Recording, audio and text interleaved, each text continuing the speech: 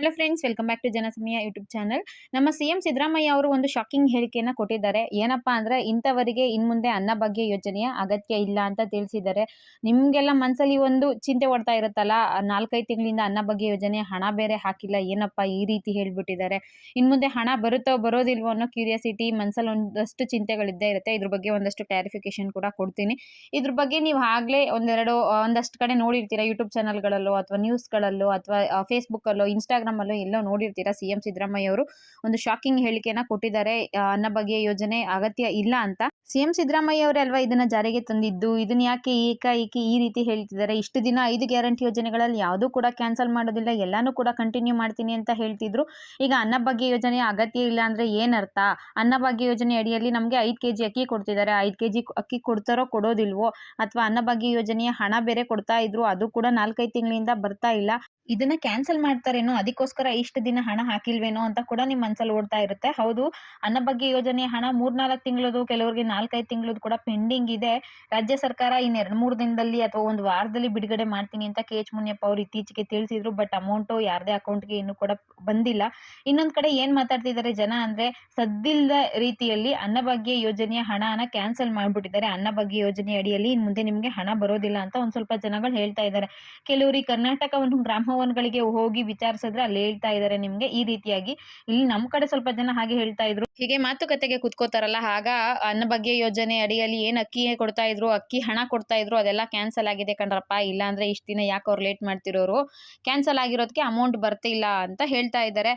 CM Siddaramaiah ಅವ್ರು ಬೇರೆ ಈ ರೀತಿಯಾಗಿ ಒಂದು ಹೇಳಿಕೆ ಕೊಟ್ಬಿಟ್ಟಿದ್ದಾರೆ. ಹಾಗಿದ್ರೆ ಏನು, ಯಾಕೆ ಈ ತರ ಹೇಳಿದ್ದಾರೆ ಅಂತ ಕ್ಲಾರಿಫಿಕೇಶನ್ ತಿಳ್ಕೊಬೇಕು ಅಂದ್ರೆ ವಿಡಿಯೋನ ಕಂಪ್ಲೀಟ್ ಆಗಿ ನೋಡಿ. ಸಿಎಂ ಸಿದ್ದರಾಮಯ್ಯ ಅವರು ಕೆಆರ್ ಪೇಟೆಯಲ್ಲಿ ಕಸಬಾ ಪ್ರಾಥಮಿಕ ಕೃಷಿ ಪತ್ತಿನ ಸಹಕಾರ ಸಂಘದ ಕಟ್ಟಡ ಉದ್ಘಾಟನೆ ಸಂದರ್ಭದಲ್ಲಿ ಇದ್ರ ಬಗ್ಗೆ ಮಾತಾಡಿದ್ದಾರೆ.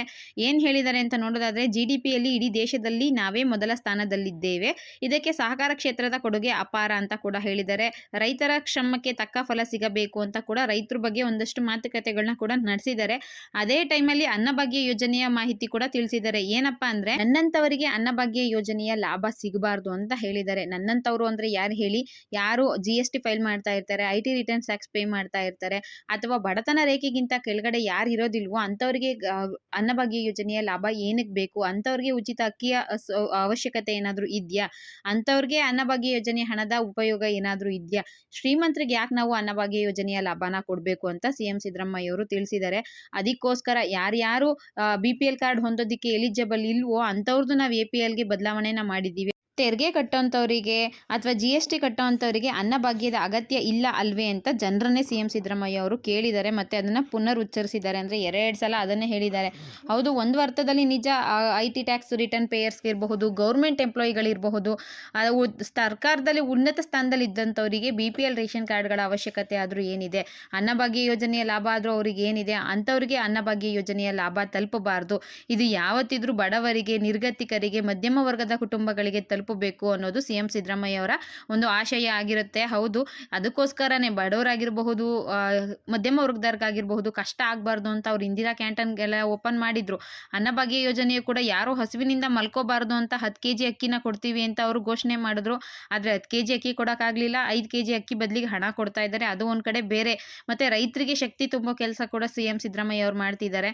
ಅದಷ್ಟೇ ಅಲ್ಲದೆ ಸಿಎಂ ಸಿದ್ದರಾಮಯ್ಯ ಅವರು ಇನ್ನೊಂದು ಮಾತು ಕೂಡ ಹೇಳಿದ್ದಾರೆ. ಏನಪ್ಪಾ ಅಂದ್ರೆ, ಕುಟುಂಬದವರ ಮತ್ತು ನಮ್ಮ ಹೆಣ್ಣು ಮಕ್ಕಳ ಕೈಯಲ್ಲಿ ಯಾವಾಗಲೂ ಹಣ ಇರಬೇಕು, ಉಳಿತಾಯ ಆಗಲಿ ಅನ್ನೋ ಕಾರಣಕ್ಕೆ ಗೃಹಲಕ್ಷ್ಮಿ ಯೋಜನೆನ, ಗೃಹಜ್ಯೋತಿನ, ಶಕ್ತಿ ಯೋಜನೆ, ಅನ್ನಭಾಗ್ಯ ಯೋಜನೆಗಳನ್ನ ನಾವು ಜನರ ಮನೆ ಬಾಗಿಲಿಗೆ ತಲುಪಿಸಿದ್ದೀವಿ.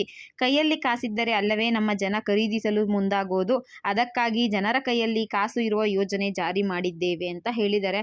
ಅನ್ನಭಾಗ್ಯ ಯೋಜನೆ ಮುಖಾಂತರ ಕೂಡ ಹಣ ಬರ್ತಾ ಇದೆ, ಗೃಹಲಕ್ಷ್ಮಿ ಯೋಜನೆ ಮುಖಾಂತರ ಕೂಡ ಹಣ ಬರ್ತಾ ಇದೆ ಅಲ್ವಾ? ನಿಮ್ಮ ಹತ್ರ ದುಡ್ಡಿದ್ರೆ ಮಾತ್ರ ನೀವೇನಾದ್ರೂ ಖರೀದಿಸೋಕೆ ಸಾಧ್ಯ. ಅದಕ್ಕೋಸ್ಕರ ನಾವು ನಿಮ್ಮ ಕೈಯಲ್ಲಿ ಯಾವಾಗಲೂ ದುಡ್ಡಿರಬೇಕು, ಆ ರೀತಿಯ ಯೋಜನೆಗಳನ್ನ ಜಾರಿಗೆ ತಂದಿದ್ದೀವಿ ಅಂತ ಹೇಳಿದ್ದಾರೆ. ತಮ್ನೇಲಲ್ಲಿ ನೋಡಿರೋ ಪ್ರಕಾರ ನೋಡಿ, ಯಾರಿಗೆ ಇಂಥವರಿಗೆ ಅಂದ್ರೆ, ಯಾರು GST ಕಟ್ತಾ ಇರ್ತಾರೆ, IT ಟ್ಯಾಕ್ಸ್ ರಿಟರ್ನ್ಸ್ ಪೇಯರ್ ಇರ್ತಾರೆ, ಅದ್ರ ಜೊತೆಗೆ ಗೌರ್ಮೆಂಟ್ ಎಂಪ್ಲಾಯಿಗಳಿರ್ತಾರೆ, ಬಡತನ ರೇಖೆಗಿಂತ ಯಾರು ಕೆಳಗಡೆ ಇರೋದಿಲ್ವೋ ಅಂತವರಿಗೆ ಮಾತ್ರ ಅನ್ನಭಾಗ್ಯ ಯೋಜನೆಯ ಲಾಭ ಸಿಗಬಾರದು ಅಂತ ಸಿಎಂ ಸಿದ್ದರಾಮಯ್ಯ ಅವರು ಹೇಳಿದರು. ಇದು ಎಲ್ರಿಗೂ ಕೂಡ ಅಪ್ಲಿಕೇಬಲ್ ಆಗೋದಿಲ್ಲ. ಗೌರ್ಮೆಂಟ್ ಎಂಪ್ಲಾಯಿಗಳಿಗೆ, IT ಟ್ಯಾಕ್ಸ್ ಪೇ ಮಾಡ್ತಿರೋಂಥವರಿಗೆ, ಶ್ರೀಮಂತರಿಗೆ ಇದು ಅಪ್ಲಿಕೇಬಲ್ ಆಗುತ್ತೆ. ಇಷ್ಟು ದಿನ ಯಾವ ರೀತಿ ಬಡವರಿಗೆ 5 ಕೆಜಿ ಅಕ್ಕಿ ಕೊಡ್ತಾ ಇದ್ರೋ ಅದು ಕಂಟಿನ್ಯೂ ಆಗುತ್ತೆ. ಇನ್ನು ಅನ್ನಭಾಗ್ಯ ಯೋಜನೆ ಹಣ ಬಿಡುಗಡೆ ಆದಾಗ ಮಹಿಳೆಯರ ಖಾತೆಗೆ ಬಂದು ತಲುಪುತ್ತೆ. ತಲುಪುತ್ತೆ. ಸದ್ಯಕ್ಕೆ ಸಿಎಂ ಸಿದ್ದರಾಮಯ್ಯ ಅವರು ನಿನ್ನೆ ಈ ರೀತಿಯಾಗಿ ಒಂದು ಮಾಹಿತಿನ ತಿಳಿಸ್ಕೊಟ್ಟಿದ್ರು. ಅದನ್ನ ನಿಮ್ಮ ಮುಂದೆ ತಿಳಿಸೋ ಪ್ರಯತ್ನ ಮಾಡಿದ್ದೀನಿ. ವಿಡಿಯೋ ಇಷ್ಟ ಆಗಿದ್ರೆ ಒಂದು ಲೈಕ್ ಮಾಡಿ, ಶೇರ್ ಮಾಡಿ, ಮಿಸ್ ಮಾಡದೆ ಸಬ್ಸ್ಕ್ರೈಬ್ ಮಾಡ್ಕೊಳ್ಳಿ. Thank you for watching friends.